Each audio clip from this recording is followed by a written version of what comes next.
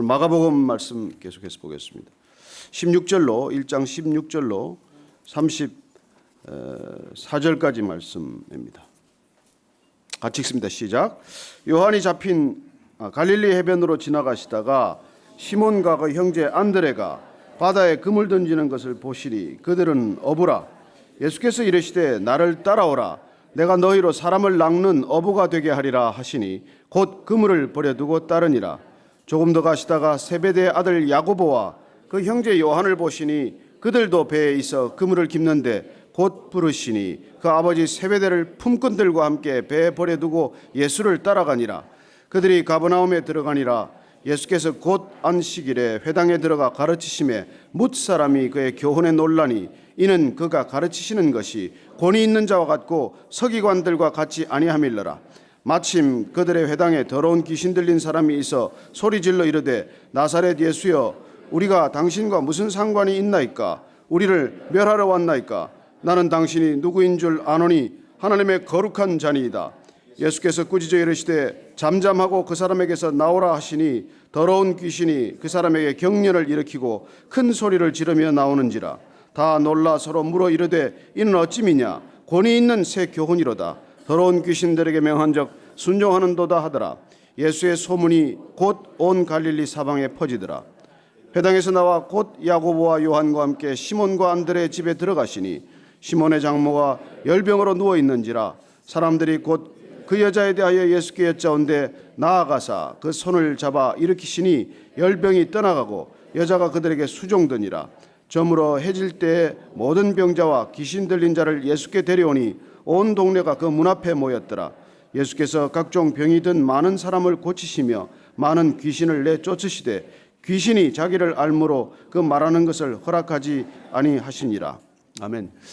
예수님께서 이 땅에 오셔서 분명한 두 가지 목적을 보이십니다. 마가복음 1장에 보면 그 두 가지 목적이 확연하게 뚜렷하게 나와 있는 것을 우리는 발견합니다. 첫 번째, 예수님께서 이 땅에 오셔서 첫 번째 선포하신 메시지를 통해서 우리는 분명한 목적을 압니다. 회개하라. 천국이 가까웠다는 것이죠. 하나님 나라가 임했다는 것입니다. 예수님께서 이 땅에 오심으로 하나님 나라가 임했다는 것, 하나님 나라가 마치 예수님께서 가져오신 것처럼 이 땅에 하나님 나라를 펼쳐 보이기 시작하십니다. 저는 여러분들이 예수님과 함께 하나님 나라를 소유하는 백성들 되기를 축원합니다. 예수님께서 돈을 약속하셨습니까? 우리에게 권력을 약속하셨습니까? 우리에게 인기나 명예를 약속하셨습니까? 그 어떤 것도 하나님께서 약속하시지 않으셨어요. 그 모든 것들이 뒤따를지라도 예수님께서는 이 땅에 하나님 나라를 위해서 오신 것입니다. 그분의 통치, 그분의 백성, 그분의 임재를 우리에게 선물하러 오신 것이죠. 그런데 회개하면 그 일이 일어난다는 것입니다. 회개란 우리가 아는 바와 같이 이 방향으로 서 있다가 돌아서는 것이에요. 하나님 나라가 가까운데 이쪽에 있는 것이 아니라 예수님 쪽에 있다는 것입니다. 회개란 무엇입니까? 가던 방향에서 돌이키는 것 아닙니까? 내가 가는 방향이 옳다고 믿으면 하나님은 필요 없죠. 그 방향으로 계속 가면 되겠죠. 그러나 인생이 그 방향이 아니라는 거예요. 그쪽이 아니라고 말씀하십니다. 예수님께서 온 땅에 오셔서 그쪽이 아니라고 말씀하시는 게 그게 복음이라는 것입니다. 복음은 그쪽이 아니라 이쪽이라는 거예요. 세상이 아니라 하나님 나라라고 말씀하시는 것이죠. 그리고 오직 그분은 하나님 나라에 집중한 사역이고 하나님 나라에 집중한 말씀입니다. 두 번째는 오늘 우리가 보듯이 이 소식, 이 복음, 하나님 나라에 관한 이 말씀을 누군가에게 맡겨서 계속해서 이 메시지를 전하도록 하시겠다는 것이죠. 그리고 분명한 두 가지 소명을 이 1장에서 보게 됩니다. 오시자마자 하나님 나라가 가까웠다는 이 메시지와 함께 이 메시지를 누구로 하여금 계속해서 전하게 할 것이냐는 것이죠. 당연히 예수님의 사역은 복음 사역에 집중하지만 복음을 앞으로 전할 사람들을 제자로 삼는 데 관심이 있으시다는 것입니다. 오늘 한번 16절 17절 말씀 다시 읽으실까요? 시작. 갈릴리 해변으로 지나가시다가 시몬과 형제 안드레가 바다에 금을 던지는 것을 보시니 그들은 어부라. 예수께서 이르시되 나를 따라오라. 내가 너희로 사람을 낚는 어부가 되게 하리라. 예수님께서 그냥 고기잡이 하는 사람들을 부르시고 나를 따르라고 말씀하세요.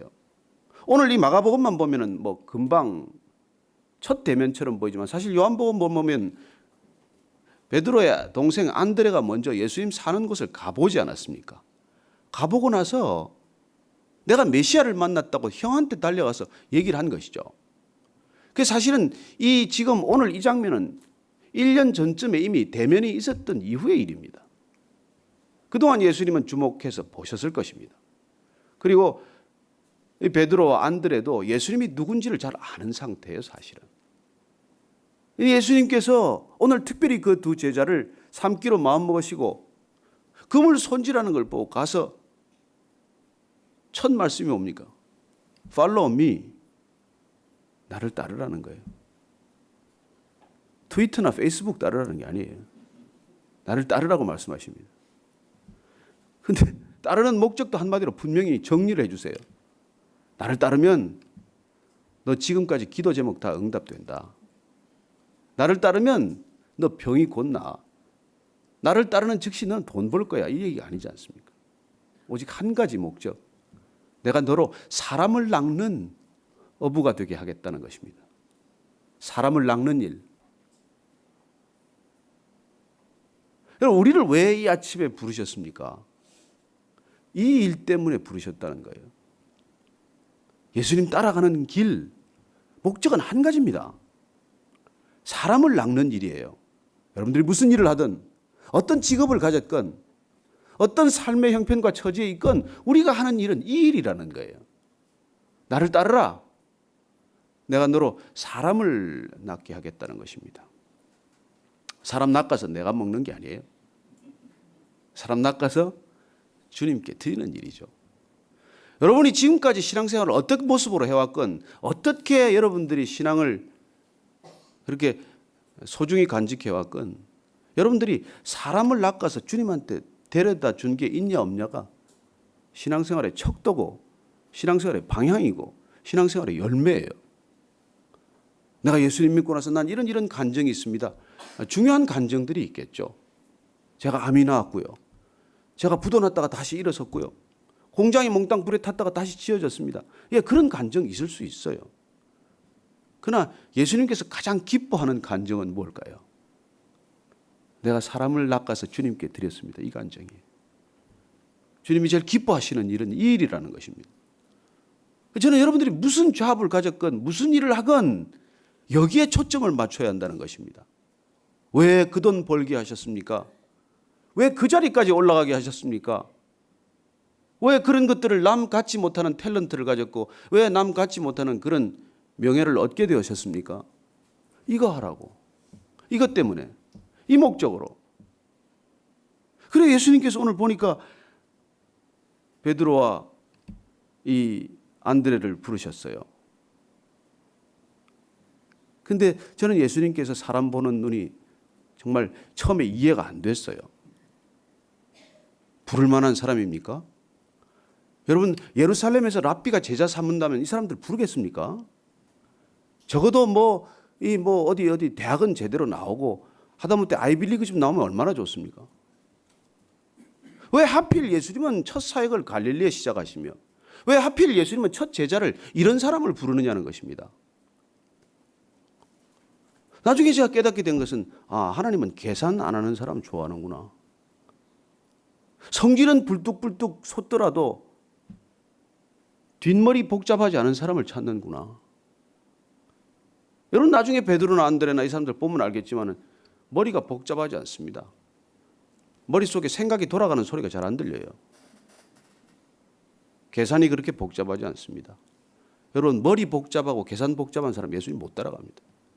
내 계산에 묶여서 뭘 하는데 무슨 결정을 할 수 있습니까? 생각이 복잡하고 머리가 복잡하고 계산이 복잡하고 우유부단한 사람 예수님 못 따라갑니다. 예수님 그런 사람 부르지도 않아요. 나를 따르라 불렀더니 오늘 18절 말씀 한번 다시 읽습니다. 시작. 곧 그물을 버려두고 따르니라. 곧 그물을 버려두고 따르니라. 곧 이 마가복음 어제 말씀드렸듯이 마가는 곧이 후렴구나 같아요. 걸핏하면 곧을 써요. 제가 기도할 때 다시 한 번을 잘 쓴다고 아내한테 야단을 맞았는데 무슨 자기 들으려고 6번을 썼대나 기도할 때. 제가 마가도 잘 쓰는 말이 있고 나도 잘 쓰는 단어가 있는데 꼭 그렇게 그걸 가지고 시비를 하냐. 그게 중요하다는 것만 알면 됐지. 곧 여러분 예수님 따른다는 건 곧 따르는 일이에요. 저는 예수님이 부르실 때 여러분들 곧 따르게 되기를 바랍니다. 사흘 뒤에요. 한 석 달만 좀 기도해 보고요. 아니 제가 한 3년은 해야 아직 애들이 초등학교는 졸업하죠. 여러분 제가 이 황금 같은 시간은 세상에 다 드리고 남는 시간이 있으면 주님께 드릴게요. 아니요. 주님이 그런 시간 원하지 않습니다. 주님이 부르실 때 우리가 곧 응답하기를 기대하시지 내가 가사가 좀 정리가 되면 애들이 그래도 좀 잘하면 회사 일이 좀 정리가 되면 노후에 먹을 걸 좀 보장해 놓고 나면 아니요. 여러분 예수님을 정말 사랑하시면 곧 따르지 않겠습니까? 왜 젊은이들이 그렇게 눈에 불만 튀면 곧 결혼하려고 그러게 해요? 그럼 사랑하면 그런 것이죠. 어떻게 사랑하는데 미룰 수 있습니까? 우리가 덜 사랑하기 때문이죠. 주님께서 부를 시기를 정확히 보고 계셨어요. 안드레가 집에도 다녀갔고 안드레가 가서 형, 나 메시아를 만났다. 그렇게도 얘기했지만 1년간을 지켜보신 뒤에 어느 날 부르셨습니다. Follow me. 그 모든 걸 두고 그냥 따르게 됩니다. 보니까 그걸 다 두고 가는 것이죠. 그물을 버려두고 따르니라. 사마리아 여인은 물동이를 버려두고 가서 내가 메시아를 만났다고 증언하기 시작합니다. 여러분 예수님 만난다는 게 이거예요. 머리가 단순해집니다. 복잡하지 않습니다. 내가 만났다는 게 뭐 그렇게 복잡해요? 여러분들 복잡하게 예수님 설명해봐야 전해지지도 않습니다. 내가 예수님을 만났다. 그 증거가 확실하고 여러분들 그런 경험이 확실하면 확실하게 말할 수 있습니다. 여러분 세상은 개똥 같은 철학이라도 철학에 끌려가고 말도 안 되는 믿음이라도 믿음 가진 사람들한테 다 끌려가요. 우리가 왜 전도가 안 되고 왜 지금 이렇게 이단이 판을 치겠습니까? 이단도 믿음은 강한 믿음이에요. 여러분 약한 믿음은 늘 강한 믿음에 끌려갑니다. 저는 여러분들이 분명한 믿음을 갖게 되기를 바랍니다. 확실한 믿음, 분명한 말씀에 기초한 믿음. 그 믿음이 없으면 지금 이 흔들리는 시대에 못 서 있습니다. 얼마나 많은 유혹이 있고 얼마나 많은 이단설이 있는데 우리가 지탱을 하겠어요. 예수님께서 분명하신 분이에요. 분명한 하나님의 아들입니다. 분명한 메시아예요. 분명한 구주십니다. 분명한 우리의 주인이세요. 주인이 모습 보고 따라오라는데 누가 안 따라갑니까? 우리가 주인이라고 생각하지 않으니까, 내가 모습이라는 걸 모르니까, 내가 아직 회개하지 않았으니까, 내가 아직 내 가고 싶은 방향으로 가고 싶으니까 안 따라가는 것이죠. 여러분 우리 팔로우 미는 두 가지에서 일어나요.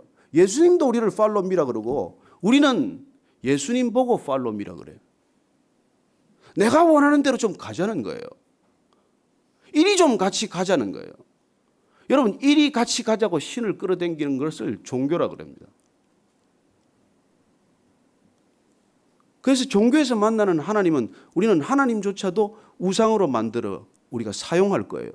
내가 이리로 가고 싶은데 나를 좀 도와달라는 거예요. 이리 좀 같이 가자는 거예요. 예수님은 그 길로 가면 망한다고 말합니다. 넓은 길이지만은 그 길은 멸망의 길이라고 말해요. 예수님이 가자고 하는 길은 좁은 길이라도 생명의 길이고 영원의 길이고 하나님 나라의 길이지만 그 길은 번듯해 보이고 넓어 보이고 괜찮아 보이고 효율적으로 보여도 그 길은 아니라는 거예요. 그러니 여러분 예수님의 말씀에 귀를 기울이고 그분이 따르자고 하는 길로 가야 할 것 아니겠습니까? 우리가 우리 길 가기 위해서 예수님 자꾸 끌고 가시겠습니까? 어릴 때는 몇 번 따라가 주세요. 보챌 때는 뭐 이렇게 그냥 맑게 알아듣기 시작하면 그렇게 하나님이 호락호락하지 않습니다. 그러니 보챌 때는 한 믿기 시작한 지 1년 안에 다 보채고 끝내시고 그리고 그 보채는 사람한테 가서 기도 부탁도 하시고 목사한테 올 일이 아니라 그래요. 조금 더 가시다가 세베대 아들 야고보와 그 형제 요한을 보시니 그들도 배에 있어 그물을 깁는지라. 예, 야고보와 요한에게도 부르시니 곧 부르시니 그 아버지 세베대를 품꾼들과 함께 배에 버려두고 예수를 따라갔습니다. 저는 이 놀라운 모습이 우리의 모습 되기를 축원합니다. 예수님 부르실 때 그냥 버려두고 떠나가는 이 놀라운 결단이 축복이 될 줄로 믿습니다. 하나님 절대로 우리 손해보게 하지 않습니다. 하나님 바보가 아닙니다. 하나님은 계산하세요. 우리 계산을 뛰어넘는 계산, 우리의 이해관계를 뛰어넘는 이해관계를 가지고 계신 분이세요. 오늘 예수님께서는 이 땅에 오셔서 이 두 가지 중요한 미션, 회개하라 천국이 가까웠다는 복음 전파의 메시지와 함께 그 복음을 계속해서 이어나갈 세대에서 세대로 전해갈 사람들을 부르시는 일에 예수님께서 헌신하셨다는 것입니다. 그리고 오늘 계속해서 예수님께서는 이 땅에 하나님의 나라가 오면 그렇게 우리가 제자도의 길을 걸으면 어떤 일이 일어날 건지를 보여주시는데 첫 번째 일이 오늘 보니까 귀신들이 쫓겨가는 일입니다. 여러분 C.S. 루이스는 오늘날 현대인들의 귀신에 대한 태도를 두 가지로 압축해서 우리에게 주목하도록 요청합니다. 현대인들의 가장 큰 문제는 귀신이 없다고 믿는 것입니다. 두 번째로는 귀신이 있다고 아는 사람들은 귀신을 두려워한다는 것입니다. 둘 다 귀신의 밥입니다. 여러분 왜 이성적인 사람들이 그렇게 비이성적인 일들을 가끔 할까요? 왜 그렇게 멀쩡한 사람이 뒤를 돌아보면 그렇게 추한 뒷모습을 가지고 있을까요? 이해될 수 없는 일들은 무슨 까닭입니까? 왜 그 사람 그렇게 삽니까? 왜 그렇게 가지고도 계속 탐욕스럽습니까? 왜 멀쩡한 아내를 두고도 음란합니까? 여러분 우리는 이렇게 이해할 수 없는 일들 속에 갇혀서 삽니다. 왜요? 뒤에 영적인 배후가 있기 때문입니다. 이 세상에 일어나는 수많은 일들의 영적 배후가 있다는 것, 그게 우리가 성경을 읽어가는 목적이고 성경을 통해서 특별히 신약을 통해서 예수님을 통해서 이 땅에 오신 목적이 무엇인지를 알게 됩니다. 그리고 하나님 나라는 무엇입니까? 귀신이 쫓겨간 곳이에요. 귀신이 떠난 곳에 하나님의 나라가 임한다는 것을 보여주십니다. 첫 번째 오늘 보니까 회당에서 귀신이 소리를 쳐요. 여러분 귀신은 소리 잘 친다는 거 아십니까? 시끄러워요. 악을 써요. 화를 잘 내. 분노를 걸피다만 해요.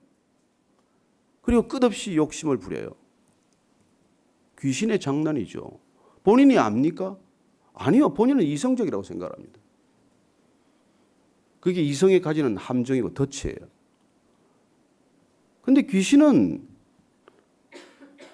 귀신같이 예수님을 알아본다는 것입니다. 사람들은 몰라도 사람들은 그때 예수님이 누군지를 모를 때 귀신은 정확히 예수님이 누군지를 알았습니다. 귀신이 제일 싫어하는 분이 누구세요? 예수님이세요. 왜요?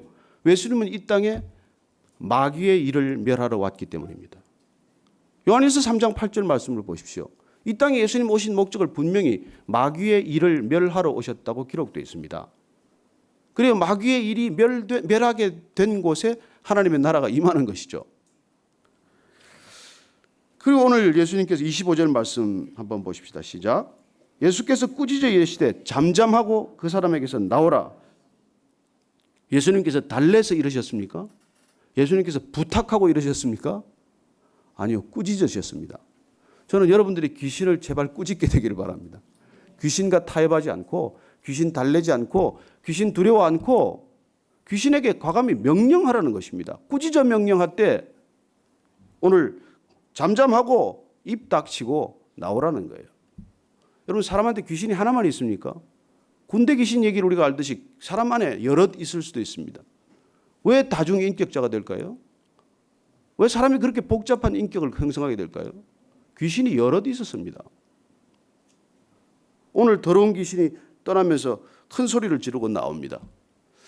어떤 목사님이 귀신 쫓는다고 모여가지고 계속 기도하고 찬양하는데 안 나가는 거예요. 그래서 할 수 없이 귀신이 안 나가니까 전부 모여 성경을 읽기 시작했어요. 그래서 한 사람이 성경을 읽는데 귀신이 그랬대요. 너는 안 믿으면서 성경 왜 읽니? 여러분 귀신은 여러분이 믿는지 안 믿는지를 너무 잘 알아요. 여러분 귀신이 교회에 제일 많습니다. 밖에는 자기 세상이고 여기는 경계선에 있는 사람들이 있기 때문에 여기 많이 와 있어요.